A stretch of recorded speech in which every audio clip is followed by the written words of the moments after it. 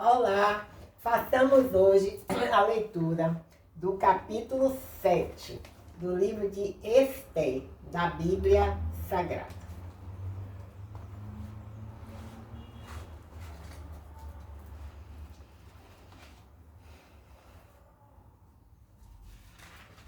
Ester denuncia Amã.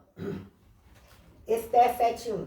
Vindo, pois, o rei com Amã para beber com a rainha Ester, Ester 7:2, disse também o rei a Ester, no segundo dia, no banquete do vinho: qual é a tua petição, rainha Ester? E se te dará? E qual é o teu requerimento? Até metade do reino se fará. Ester 7:3. Então respondeu a rainha Ester e disse: se, ó rei, achei graça aos teus olhos, e se bem parecer ao rei, desse-me a minha vida como minha petição, e o meu povo como meu requerimento. Ester 7:4. Porque estamos vendidos, eu e o meu povo, para nos destruírem, matarem e lançarem a perder. Se ainda por servos e por servas nos vendessem, calar-me-ia, ainda que o opressor não recompensaria a perda do rei. Ester 7:5. Então falou o rei Assuero e disse à rainha Ester: quem é esse e onde está esse cujo coração instigou a fazer assim? Ester 7:6. E disse Ester: o homem, o opressor e o inimigo é este mau Amã. Então Amã se perturbou perante o rei e a rainha. Ester 7:7. E o rei, no seu furor, se levantou do banquete do vinho para o jardim do palácio. E Amã se pôs em pé para rogar à rainha Ester pela sua vida, porque viu que já o mal lhe era determinado pelo rei.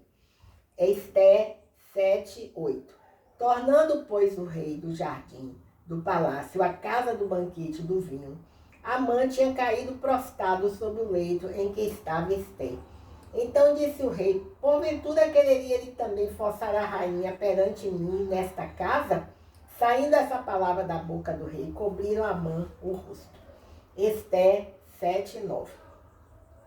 Então disse Raborna, um dos eunucos que serviam diante do rei: eis que também a forca de 50 côvados de altura, que Amã fizera para Mardoqueu, que falara para bem do rei, está junto à casa de Amã. Então disse o rei: enforcai-o nela. Ester 7:10. Enforcaram, pois, Amã na forca que ele tinha preparado para Mardoqueu. Então o furor do rei se aplacou. Vejamos alguns comentários com relação ao capítulo 7 do livro de Ester, da Bíblia Sagrada. Primeiro comentário é o seguinte: 7:2. Veja Ester 5:3. Então, a nota de Ester 5:3 é a seguinte: até metade do reino era de uso comum na corte de reis do Antigo Oriente Próximo. Indicava a disposição generosa do monarca para com outrem. Provavelmente não deviam ser entendidas como oferta literal de metade das riquezas ou poder do rei. Agora, com relação ao versículo 8, o comentário é o seguinte: uma quebra do protocolo do harém. Era um costume persa se reclinar durante uma refeição. Se Amã tivesse seguido o protocolo do harém, teria deixado a presença de Ester e ido junto com o rei. No Antigo Oriente Próximo, era um gesto comum de contrição segurar os pés ou até mesmo beijá-los, mas tal comportamento era absolutamente inapropriado em relação a uma mulher do harém real, quanto mais a própria rainha. Tendo em vista a grande rigidez do protocolo do harém, ainda que Amã houvesse apenas se ajoelhado diante de Ester, sem qualquer contato físico, o rei provavelmente teria interpretado o comportamento de Amã com a mesma suspeita. Bem, tem mais um comentário aqui com relação ao versículo 9, que é o último. Diz assim: além de conspirar contra o povo da rainha e abordá-la de modo inapropriado, Amã também planejou matar Mardoqueu, um servo fiel que havia frustrado uma conspiração para assassinar o rei. Assim o rei considerou Amã um traidor. A execução de Amã na forca preparada por ele para Mardoqueu é mais uma das ironias do livro. Bem, façamos agora a leitura de uma reflexão que tem aqui nessa Bíblia da Mulher, na página 802, diz assim: influência, deixando sua marca. As mulheres nos tempos bíblicos muitas vezes são vistas como sexo frágil em um mundo de homens fortes. Porém, um estudo atento da Bíblia revela mulheres extremamente influentes em suas famílias, comunidades e nações. Deus usou a rainha Esté para cumprir seus propósitos. Esté fez uma súplica comovente pela vida de seu povo, mudou a opinião de um rei e recebeu autoridade e recursos para criar uma estratégia para salvar os judeus. Débora julgou todo Israel e liderou um general numa batalha vitoriosa. Joquebede desafiou com astúcia o domínio perverso de Faraó e executou um plano criativo para salvar a vida de seu filho, o líder que seria usado por Deus para libertar o povo hebreu. Raabe escondeu 2 espias, salvou sua família dos invasores que destruíram todos os outros habitantes de sua cidade e, por fim, assumiu um compromisso com Yahvé, o Deus de Israel. Abigail usou de criatividade para contornar a insensatez de seu marido e, ao fazê-lo, salvou os membros da sua casa da morte certa e se tornou uma mulher influente. A profetisa Uda, esposa do responsável pelo guarda-roupa do rei, falou com ousadia e transmitiu a mensagem do Senhor ao seu povo.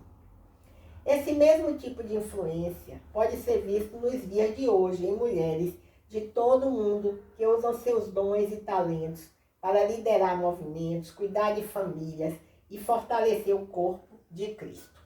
As mulheres podem exercer um impacto extraordinário na sociedade, em seus lares e em sua vida profissional, ao assumir a mesma atitude abnegada destas figuras femininas, cujos testemunhos estão nas Escrituras.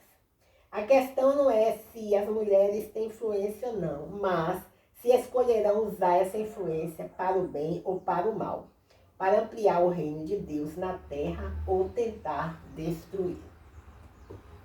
Bem, então, nós concluímos aqui, né? Se essa reflexão sobre as mulheres cristãs, ela é muito importante e nos deixa, assim, o desafio de pensar mais sobre isso, não é?